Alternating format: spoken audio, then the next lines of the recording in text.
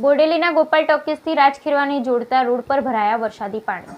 બોડેલીના ગોપાલ ટોકીઝથી રાજખીરવાને જોડતા રોડ પર ભરાયા પાણી. વિવાદિત નિર્માણાધીન રોડ પર પાણી ભરાતા વાહન ચાલકો સહિત 7 જેટલી સોસાયટીના લોકોને ભારે હાલાકી. વિવાદિત નિર્માણાધીન રોડ પર કાદવ કીચડનું સામ્રાજ્ય. કોઈ કારણોસર રોડની કામગીરી છે અધૂરી. રોડની કામગીરી અંગે વારંવાર રજૂઆત કરવા છતાં પરિણામ શૂન્ય. Bureau report Rehan Patel, Chhota Udepur.